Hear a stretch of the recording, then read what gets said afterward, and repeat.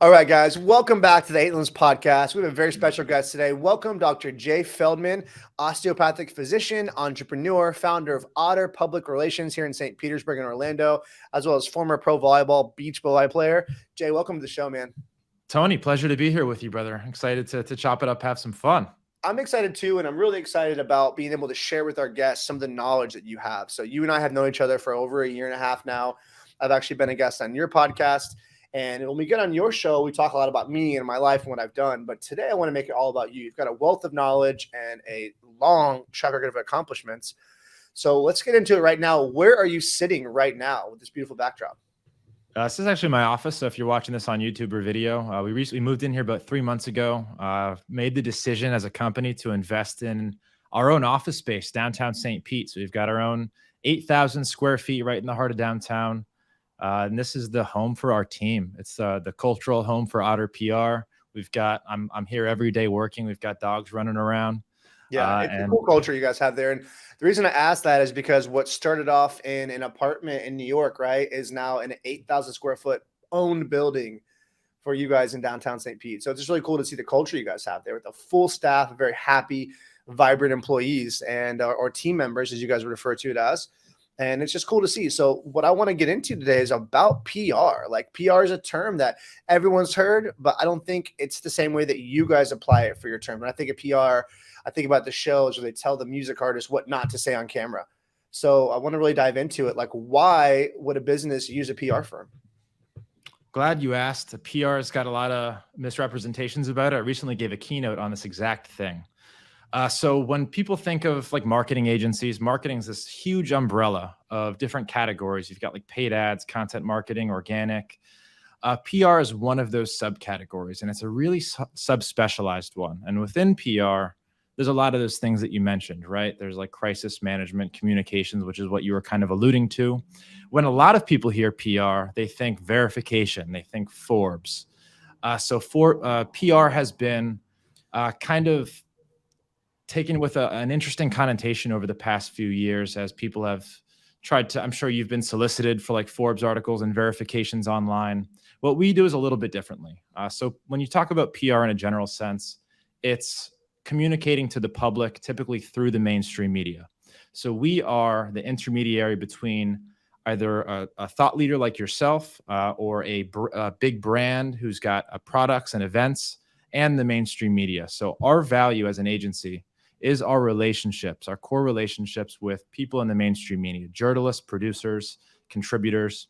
And our job is to tell your story and get it covered in the mainstream media, TV, podcast, and online. That opens up your audience way bigger than most people can possibly imagine, because typically traffic sources only come from what you pay for or what you're generating through organic social.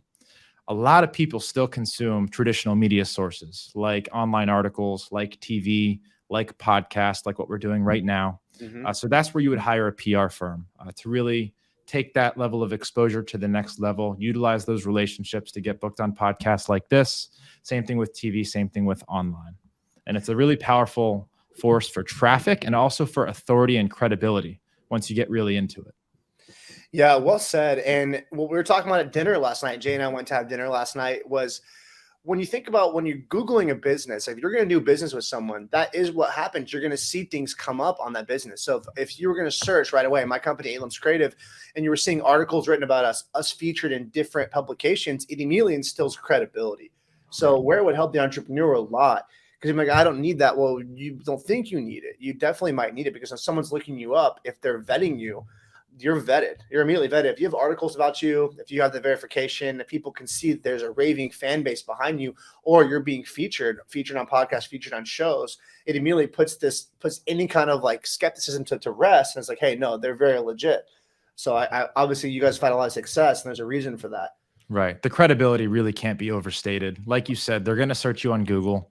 But not just that. These are stamps that you can use on your website, on your sales emails, and they're assets, marketing assets that you can use forever. One Forbes feature, one TV feature, you can run as an ad, use it on your website for the entire lifetime of your business. As featured on, as seen on, just right. Exactly. credibility statements, which we're working to do right now with 8 Limits Creative, especially that. So I totally get that.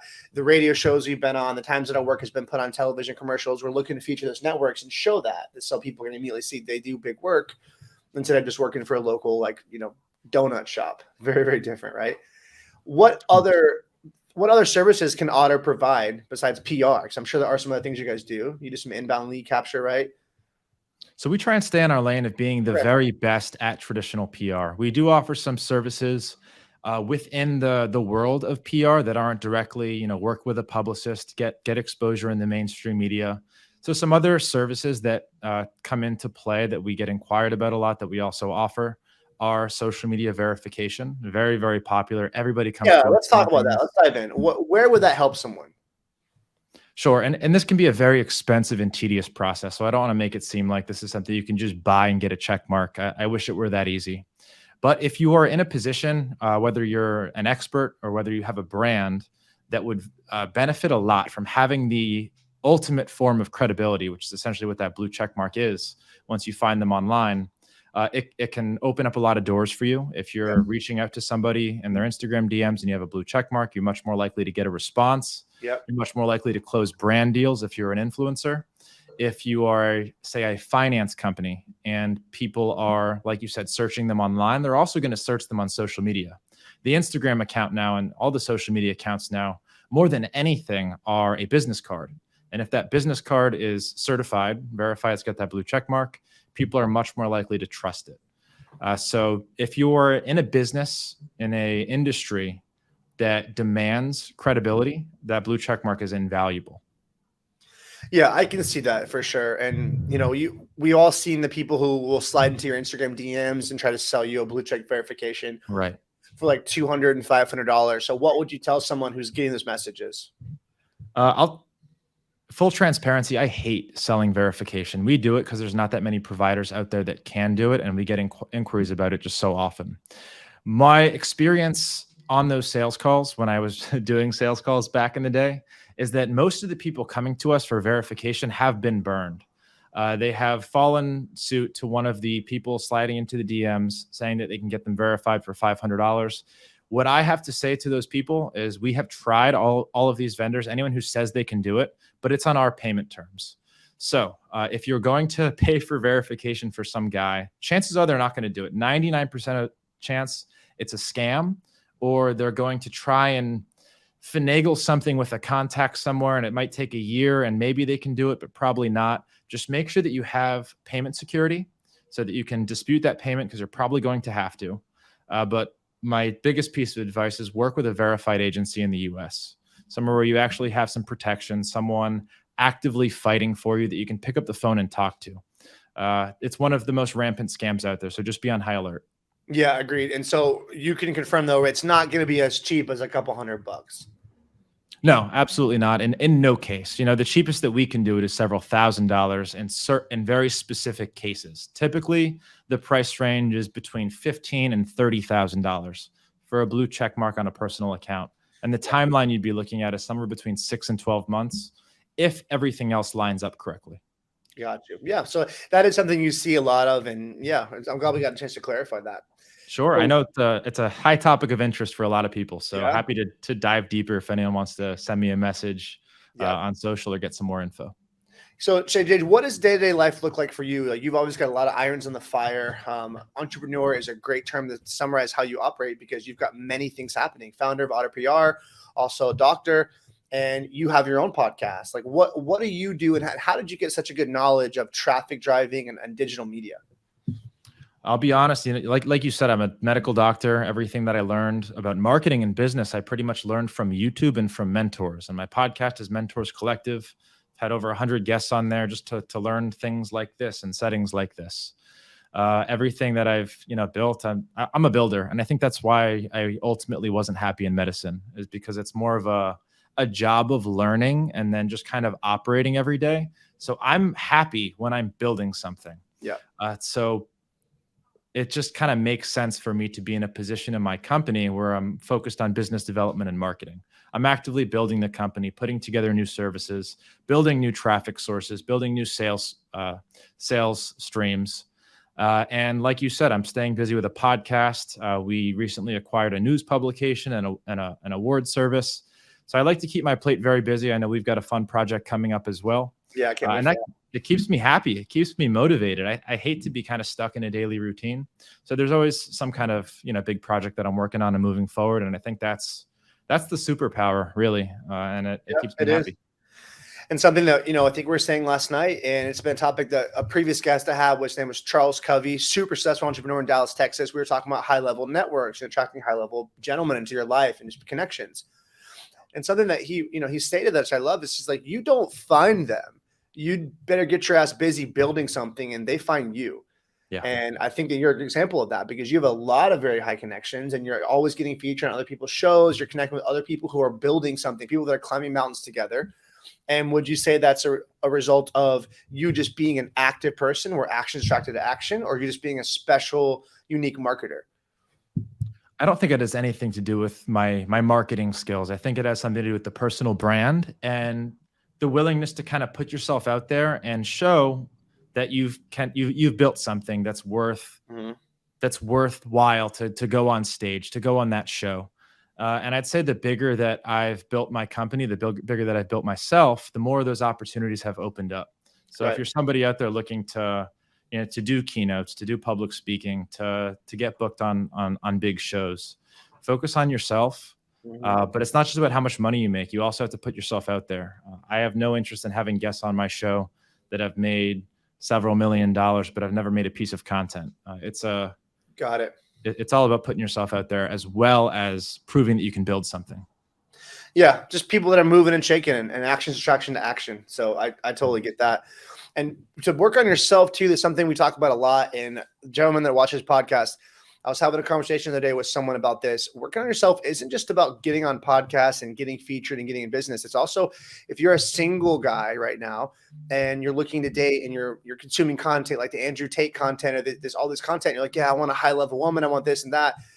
Focus on you. The right move is always going to be to focus on you in any situation, whether it's, hey, I want that $1 million. Hey, I want that boat. Hey, I want that beautiful girl. Hey, I want that house on the beach. Focusing on you and getting to work and building your thing is always going to be the correct answer and the correct response to what to do. Oh, I couldn't agree more. I think where people fall short on the focus on you is the ability to self-motivate and figure out what to do, how to do it, put together your own schedule and routine, and be okay not seeing the immediate benefits of focusing on you for a year, for 2 years. Let's talk about that. What did it take for you to build Otter? It's like you said, it started me and my business partner in a small apartment, trying to close some clients that I had from a previous digital marketing agency, offering to do PR services for free. I'd say the first 6 months of Otter PR was us grinding our asses off, trying to figure out how to do PR for clients that weren't paying us and weren't very interesting, with the prospect that eventually we'd get good enough at this and get some testimonials where people would actually want to pay us for these services. PR is an industry that's been around for hundreds of years, and there's some massive players in it. And we knew that breaking into it would not be an easy thing, especially doing it the way that we wanted to do it. So it was like a 5-year plan until we were at a point where it was a comfortable, a big, established business. Luckily for us, we got there a lot faster than I thought I would, but I had a 5-10 year time horizon before we were anywhere close to here. So for people who are, like you said, trying to self-motivate, work on themselves, build a company, build something real, you can't expect overnight results. If you want to make a quick buck, building a lasting company is not the way to do it. Building a lasting company will make you wealth, long-term wealth, something that you can pass down to your children. But it takes time. It takes a lot of grit. It takes doing things for free. It takes being okay living in a small apartment with a roommate and driving a shitty car for a while as you're investing everything that you possibly can. But no, Jay, I can't let the girl see me drive the shitty car, right? The sacrifice. Yeah. No, I mean, it's true, especially when you're out there looking at all these entrepreneurs on social media driving supercars. Yeah. I don't drive a supercar. I've been driving the same car for 4 years. Granted, it's a Tesla 3. It's a nice car, but I could have bought a supercar years ago. We've been pouring every ounce of profits back into the company. Luckily in recent years, it's earned us this, which is a building, but this is still, part of our company. It's not a flashy supercar. So if you're building a company, really working on yourself, it's more than just investing back into your business. It's investing into yourself, your education. It's Yes. investing into your health. It's investing into your mind. It's investing into your relationships. Join masterminds, buy books, go travel to do these mastermind events and learning experiences. And there's a lot of other ways to invest in yourself.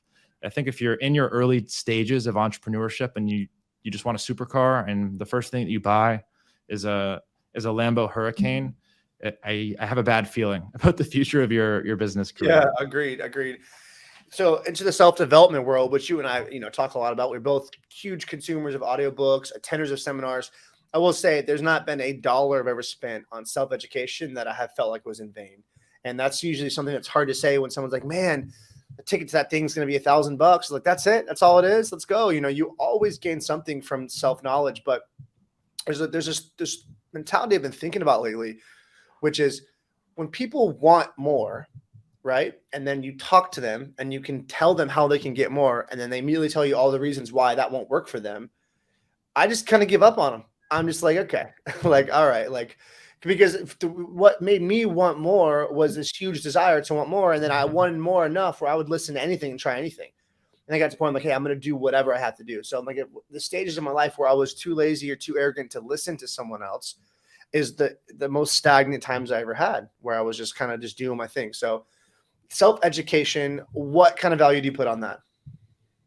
I mean, you can't put a value on it. And if you're comparing like self-education compared to investing, and I think part of the problem is people's concept of money is so fucked up. Mm-hmm. People are so willing to drop like 5K on Bitcoin, but not willing to drop 2K on a ticket to a mastermind or a conference somewhere where you're going to make relationships, business relationships that can, turn out tenfold returns. And also you're going to learn a ton. So self-education, I think, is the key, is the way that you turn from a $1 million entrepreneur into a $10 million entrepreneur into a $100 million entrepreneur. There's no better investment than yourself.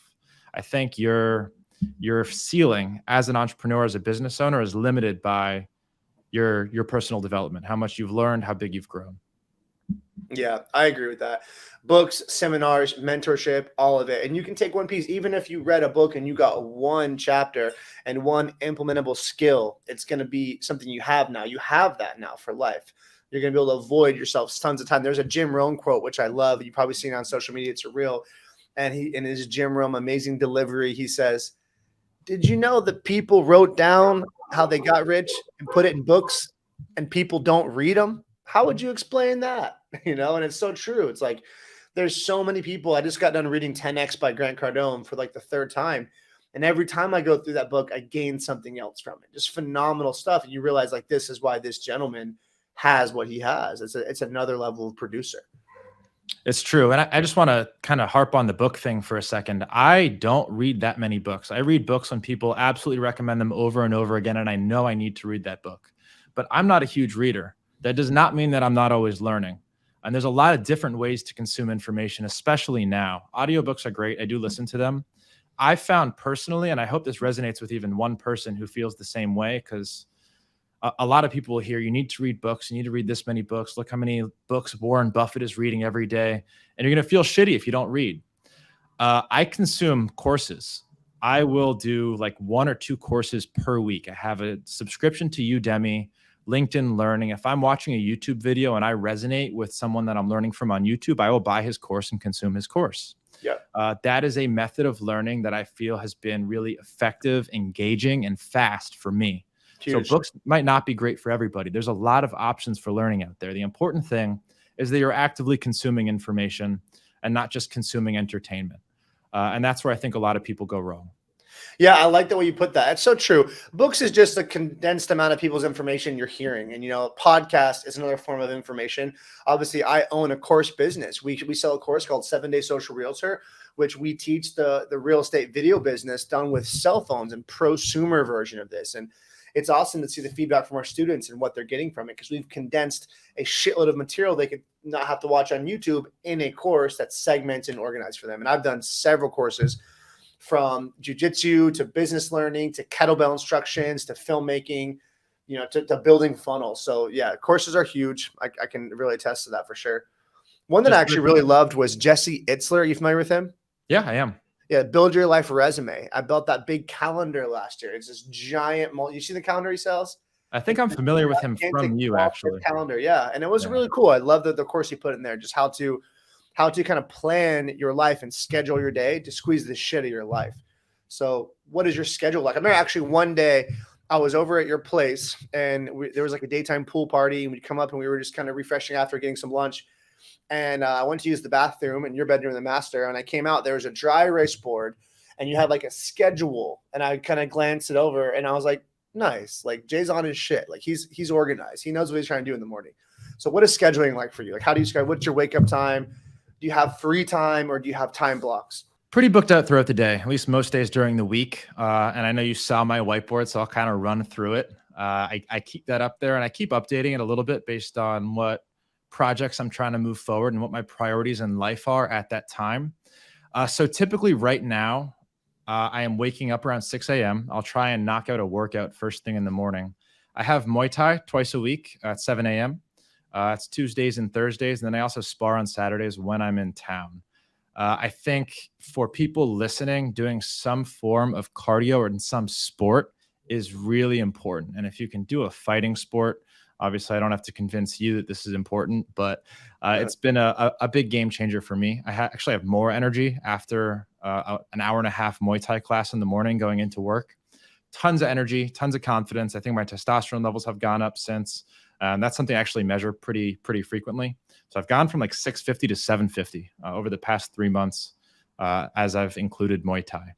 So 6 a.m. wake up, which isn't crazy. I know you hear entrepreneurs doing like 4 a.m., 5 a.m., which, to each their own. Some people can wake up really early and do that kind of stuff. I like to stay up till 11 or 12 at night. And sleep is super important. So no matter what you do, make sure you're getting at least 7 hours of sleep. Sleep, guys. Yeah, agreed. Yeah. No matter what you do, make sure that you're getting at least 7 hours of sleep. I don't care who you are. Some people say they need 5 or 6. Get at least 7. I try and get 6 to 7 hours of sleep every night. I wear an Oura ring to track my sleep. I'm in the office every day from 9 to 5. I like to be here Monday through Friday. We've got a big team now that relies on us. So I need to be here as a resource for our marketing and sales department. I work much better in the office. My dog is here with me. I'm able to move all my projects forward. I'm able to do all my meetings.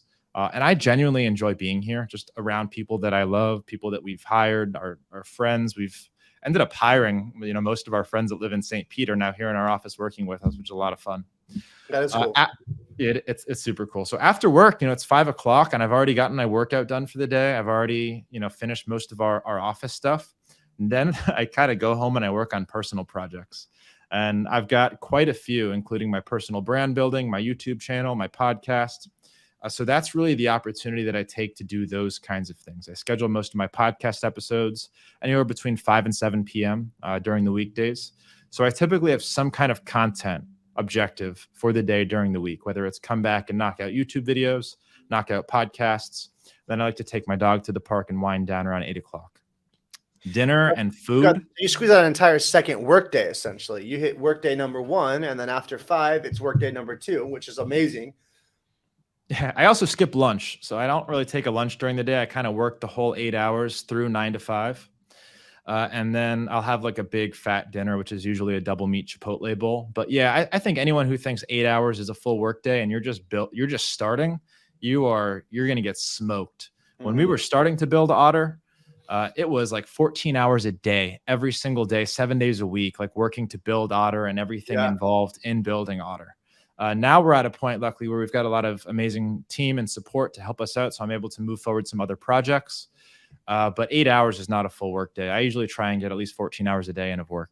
I agree. I made a Facebook post there and I said, I remember the days when I used to say and feel that I was bored. And it seems like that thought is just so far out of my mind. It's the opposite thought. And I don't want to say it's just a pleasant thought, because as we both know, like, entrepreneurship is an addictive obsession. And once you start having some success in your thing, you're like, wow, how far can I take this? Wow, these things are yielding results. It's incredibly motivating. But at the same time, what you'll do is you'll at least I'm speaking for myself, then you begin to hyperfixate on the microscopic problems. How can you fix them? How can you tweak them? How can you take big action? How can you get more sales? So it goes from you're bored and times of your life where like I have nothing to do to all of a sudden you're like, I wish there was another 6 hours I could squeeze out today, but there's just the clock's ticking. I got to sleep. Let's do it tomorrow. But it's like, I wanted to do that Monday, not Tuesday. So that is the entrepreneur life. Like once you get into your thing, and sometimes people just don't know what their thing is. So I totally get that, guys. If you're like, hey, man, I don't have my thing yet, you will find your thing. When you get your thing and you start finding the direction that you want to go, run straight forward and don't look back and just hyper focus on it. 100%. And it's interesting. You hear from all these big time entrepreneurs, the best in the game, Richard Branson, Elon Musk, and how successful they are now. And they say that they're busier now than they ever were when they were building. Mm-hmm. And I think that's because entrepreneurship is kind of a learned and practiced skill, and you get better at it with time. So you figure out, what you need to be doing, and you get excited about other projects and directions that you can go and ways that you can build your business and projects that you can move forward. And all those things, entrepreneurship it's like a game. How big can you build this thing? What's next? So the better that you get at it, the more things that are next, the more tasks you can come up with, the more projects that you're capable of completing.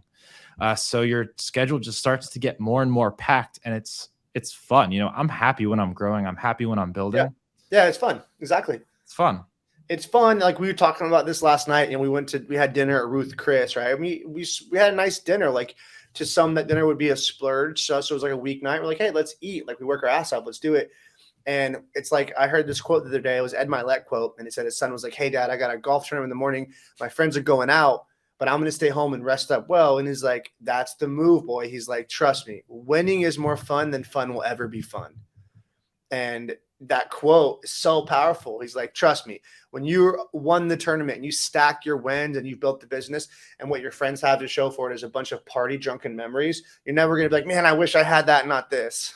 You're going to be like, I'm so glad I stayed in and did that. And that's the truth. Like the days are long and the hours are long, but when you're working for you, the motivation never really runs out. Like I can't think of a time when I'm like, if I have something I'm doing where I'm like, I'm ready to call it quits and go put on The Office. It's like the opposite. I'm just like, don't want to stop.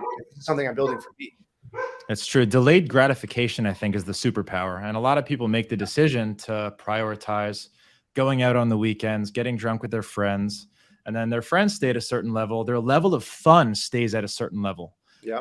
I don't have fun going to local bars in St. Pete anymore with my friends. And that's not because I don't like my friends. I don't like drinking. It's because my threshold for fun is so much higher now that I've waited and built a life where I have access to whole new levels of fun. Good point.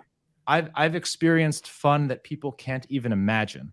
So dive into that though. What you're saying is you pass up on the small dive bar fun, the local stuff, because you plan the big trips, the big experiences, the experiences like, hey, this is going to cost more money and require more connections, but it's going to be 10 times the potency of fun. Is that what you're getting at? 100%. And it's not just a money thing. It's investing in your social circle too is a big factor of it. But money's a huge part in freedom. To be able to take a week off and go to Burning Man and do it in luxury. The fun that you have during a trip like that with the people that you're going to be on, elite level people, models, all the amazing things that you see on social media, like that is worth waiting for. That's worth building for, building financially and building the freedom to be able to do something like that. And then you experience that over and over again. Yes, it's going to be less frequent, and it should be less frequent. I think treats like that should be, once a month, once a quarter types of things, types of experiences. Yeah. But then you do that over and over again, and you have no interest in going to the local dive bar with your high school friends anymore. It just doesn't appeal to you. So the call to action there is, do the delayed gratification thing. Build yourself to a point where you have the time, freedom, and network to go do those high level experiences. And a lot of people don't even know that like that level of fun exists, that's the thing. Yeah.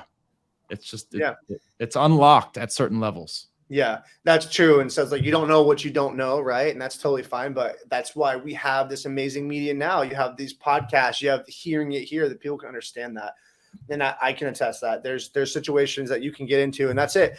You don't find them, they find you when you're on the way up the mountain. And so once again, the right connections, my team and I went on an incredible private jet trip to Texas because we were doing something because someone saw my content and took notice in it. And the first message from this person's company to us was, hey, your content looks great. I want content of me that looks like that.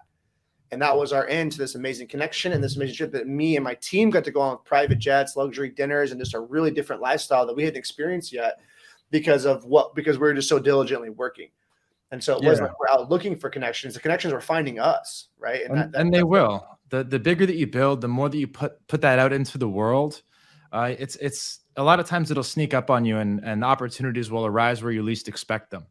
But if you do it consistently, like you have been, putting out content, building a company, surrounding yourself with amazing people, you might not get what you expected. You might not reach the destination that you hope to, but you may end up in a place that's much better, with a connection that you never expected to happen, with a friend that you never expected to meet. Yeah. But it only happens from building yourself.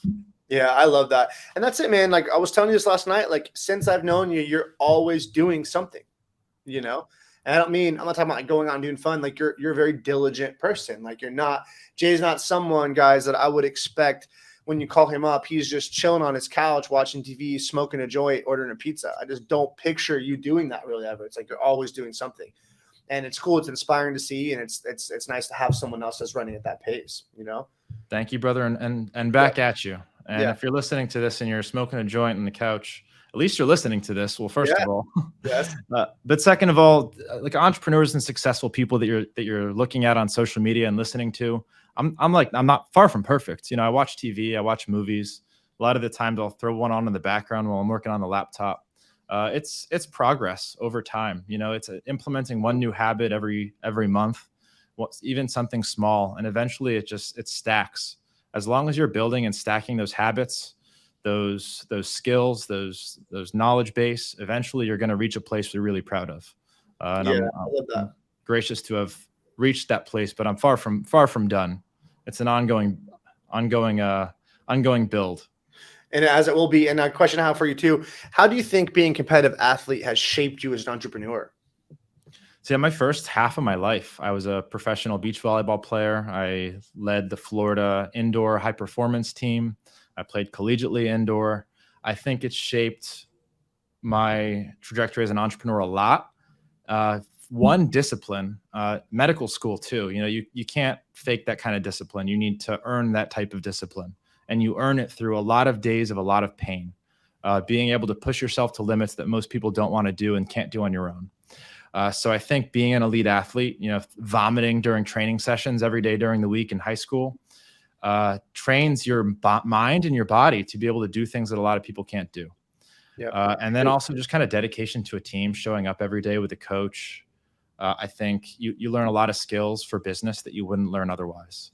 So I'm very grateful for that. I think that led me into medical school. I don't think I would have had the mental or capacity to do that if it weren't for professional volleyball. And then all of the skills that I've compounded along the way, skills and disciplines, have, I think, made me a pretty dangerous entrepreneur. So what do you think? I totally agree with that. And I think competing is business. That is what it is. You're competing. Like when you think about anything in life is competition. If there's a big, beautiful oak tree in a field and someone looks at the big, beautiful oak tree and like, wow, look at the Zen tree. They think Zen, they think calm, they think gentle. But under the surface, that oak tree's roots had to destroy all the other oak tree's roots to get all the nutrients because it wants it. So nature competes. And it is so natural to do that. So like, I competed in jiu-jitsu for 17 years. Like, we know that we talk about in your podcast, but it puts in you exactly what you said, this desire to learn to shut up. No one cares that you're tired. No one really cares. And you have this team. So like if I didn't show up to training on Saturday or Sunday, hey coach, we train Monday through Saturday, but you want me to come in Sunday too? Yeah, John's got a fight. He needs you as a body to train with. Now you have this thing. It's like, it's not about you, Tony. You need to be a training partner for your guys. So you learn to show up. And then after you do it, like, man, I trained 7 days a week and I didn't die. I would have probably bitched out and not gone. That's huge. But the bottom line of it is that you learn to love to win. That's what I think it is. Yeah, you learn to love to win, and you build a certain level of confidence. And I think Yeah, your work ethic needs to match what your level of confidence is, and it will match it. So if you have a low confidence as a man, woman entrepreneur, you're not probably going to keep building past a certain point. I feel like your ceiling, as we kind of talked about earlier, is matches your level of confidence as well. And I think professional sports and winning at a young age helps to get that level of confidence up. huge, huge. Yeah, to work with others, but yeah, the bottom line of it is that you're like, hey, you'll lose and you'll win, and then you'll realize very quickly it feels a lot better to win. And I think there's an anxiety that comes with competing, which is, I know it was the case for me. You would have a match, you'd have a tournament scheduled, and then I would sit around and think about the tournament, and I'd have this anxiety that would be produced in my body, and then I would go train. It could be 8 o'clock at night. I'm running, I'm stretching, I'm studying, and so that's what we're talking about, entrepreneurship. You're thinking like, if there's someone else and they're trying to have the number one PR firm in the US, or what are they working on right now? Are they working right now? And just the thought of that, you get to it. You learn to do that instead of some who don't have a competitiveness to them would go, that's too much pressure. I might as well just give up now because they're going to beat me. No, I completely agree with you. It's almost like an itchiness, like an uncomfortableness being at a certain place. Mm-hmm. And the only way to get rid of it is to go work to reach that place. Yeah. And I think that's a superpower. It's that X factor that a lot of people talk about in entrepreneurship. And I don't know how to build it, how to get it. I think you only get it from repeated successes over and over again and building your confidence levels. But it's a tricky one for people listening that don't have that itchiness. It's hard to go work 14-hour days, 7 days a week when you're not itchy, when you're not uncomfortable. Yeah, agreed. And as it should be, right? Guys, like the things in life that we want the most, the things that separate us from the other people. I heard this quote I agree with, and it says, it's never money that we want. It's the ability to use our time how we wish. Spend our time doing what we want to be doing. That's really what we want. So spend our time being at the certain place, at the certain time, in the certain vehicle with a certain person. That's what we're after. And those things, by very nature of what we're describing, are rare things. So it's going to take rare people to put in massive effort and separate themselves from the masses. And that is what it takes. That's why it's a very unique. Most people are not entrepreneurs, and it's not for everyone, but it's definitely something that's rewarding and takes a lot out of you, but gives you back so much, It does. And I think it's a certain level of ego. And I think that's where a lot of people fall short, because as entrepreneurs, you fail a lot and you have to kind of go through public ridicule and personal ridicule for a while. As you're building, it's almost embarrassing. And a lot of people don't want to suffer through that and don't have the confidence to know that on the other side of that, there's going to be wins and success, and people are going to apologize. They're going to envy you at the end of it. There's a long ways in the middle between, someone who's just starting in business versus, where we are now, which is something that people look at and they can envy. It's a point of pride for me now. Right. Agreed. It wasn't always like this. People will definitely watch from a distance, and you can see them. You'll feel their eyes, and you won't feel the support. And you know that there's people that are like, they're just waiting for something to fuck up, and they're going to clap and celebrate. But the difference is the person who fucked up has made that change. Might fuck up the third, fourth time. And it's like, dude, what now? I'm really hard. Like you get to the point where, hey, cool. Yeah, I tripped and I stumbled and I tripped and I fell, but like I learned a lot more than you did chilling, watching. And now I'm ready to play in the big game. So there's definitely that. Yeah. And that resilience is one more of those factors that I just don't know how to teach. I don't know how to acquire it. I think it's acquired through like years of affirmation from other things, through environment, through family. But if you don't have that and you don't have that itchiness, I think those are two of the core factors that make a successful entrepreneur. Someone who can build something that's abnormal. I mean, what you've built, I like to think what I've built is not something that normal people can and should do. It's something weird, and you need those two X factors, those ingredients in the recipe in order to make it work. Agreed. I love that. So let's get into some Jay Feldman questions. I want to ask a couple of things about you. So recommendations right away. What is one? It doesn't have to be a book. It can be a course, but something that you think you benefited the most from, where someone can consume this, something that someone else has access to because it's public information. So not like an elite mastermind that already happened once. What is one of the things you benefit? Whether it's a book, a course, a podcast, whatever. I'll say Russell Brunson's Secrets Trio. I'm happy to share links to the audiobooks online. They're pretty affordable. Yep. As a CMO, I think most of my success has come from my skills in marketing. And I think for entrepreneurs, it's the most important skill that you can learn. It's going to be really hard to be successful if you don't know how to market. I think those three Great. books, there's Great. Traffic Secrets, Expert Secrets, Dot com. and Dot com. dot com secrets. Yeah, Jay put me onto those books, guys, and without a doubt, Traffic Secrets is why I started this podcast and has made dramatic changes in my business for sure. Yeah, So, no three books or no one book has given me as much practical value as those. So I would definitely recommend every entrepreneur, every marketer read those books. I love that. Next question is, how has failure shaped you? I'd say in every way. I don't think there's ever a successful entrepreneur that hasn't failed a ton of times. And successful entrepreneurs, the most successful entrepreneurs that I know, have failed and have learned from those failures and made adjustments.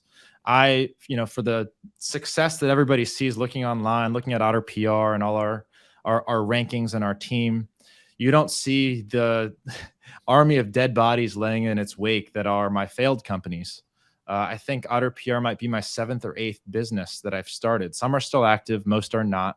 But on each one of those tries and fails, I've learned a ton. I've made adaptations. I've taken a lot out of it, and I've applied it to the next thing. I think that's a kind of a core tenet for entrepreneurs is welcome failure. Failure is fine. Failure is almost encouraged as long as you can take a valuable lesson from that failure and roll it over into the next thing, and you don't give up. So it's hard to pull specific lessons from specific failures, but I've failed a lot. And if I wouldn't be here today if I didn't fail so much and actually learn from it and apply those failures. No, I love that. That's a great answer. What does Jay Feldman at 40 look like to you right now? You close your eyes, you say, Jay's 40. How old are you now, Jay? 31. 31. So that's 9 years out. A lot can happen in 9 years, and a lot's probably going to happen in 9 years. You close your eyes now and you're like, hey, I'm 40, and you could sit there in your patio and you can say, damn, I've made it. What does that look like for you? I think about it all the time, and I still have no idea what it's actually going to look like at 40. I have all of these ideas, waiting to get married, maybe have some kids by the time I'm 40, doing like doing more keynote speaking, teaching, doing courses, doing a lot more traveling. But honestly, I have no idea. And I think life's going to take me in all kinds of directions. The most important thing that I'm focusing on now is not locking myself into anything permanent currently, because I like my life to be very flexible. And life is changing so fast, and I probably will change very fast over the next 9 years, that I just kind of want to stay open-minded, stay free, and stick to working on myself and seeing where that lands me. I'm very happy where I am. I'm very happy while I'm building. I don't think I'll ever be happy when I'm not building something. So I'm excited to see what the project looks like when I'm 40. Kind of mutual friend Vic Tipness. He's probably mid 40s right now. He's very successful. I was recently on his podcast, and his life, I think he's kind of, I like his trajectory. He's throwing a conference here in Tampa. He's been investing heavily into his personal brand.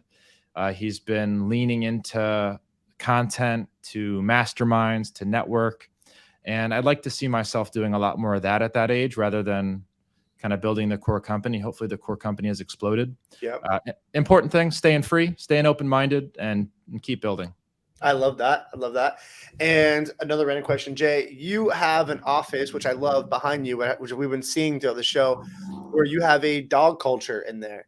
And, how rare do you think that is for an employer to allow that to happen? It's like I know you're a huge dog lover yourself.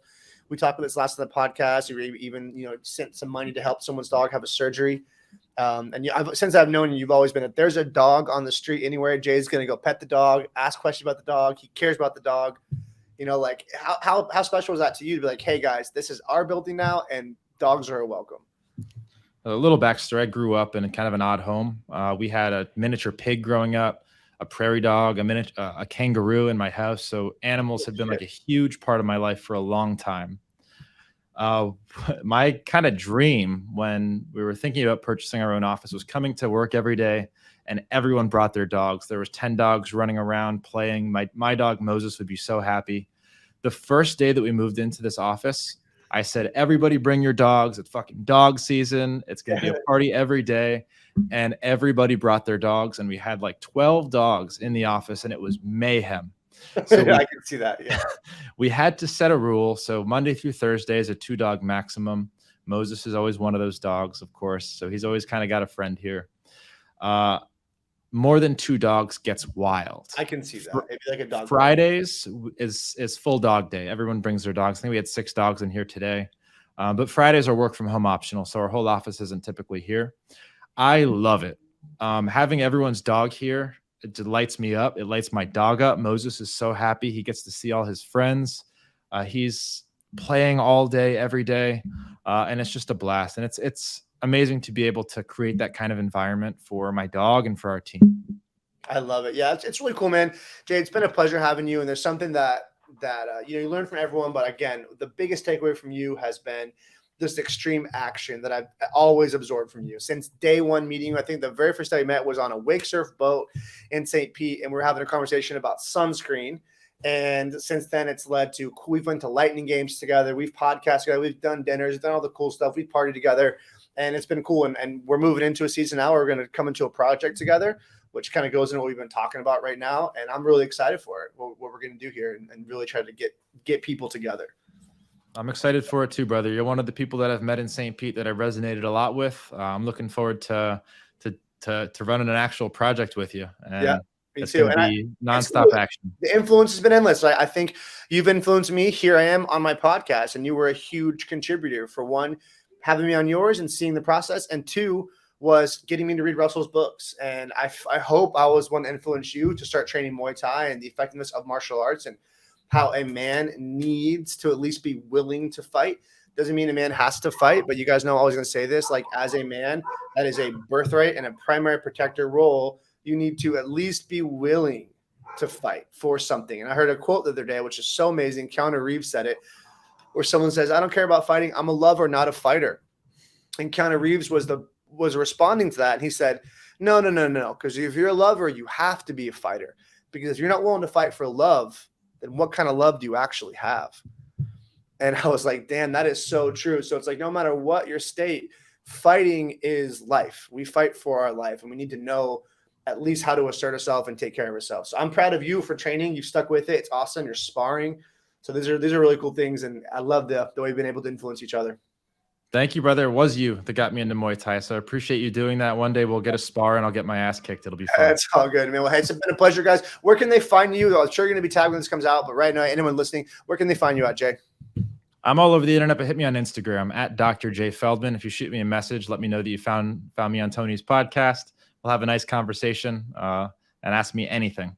Yep. And just so you guys know, we found out last night at dinner, there is an imposter Jay Feldman out there. So if it's not a very handsome black-haired gentleman, it's not the right Jay. Make sure you find the right day. Dr. J Feldman.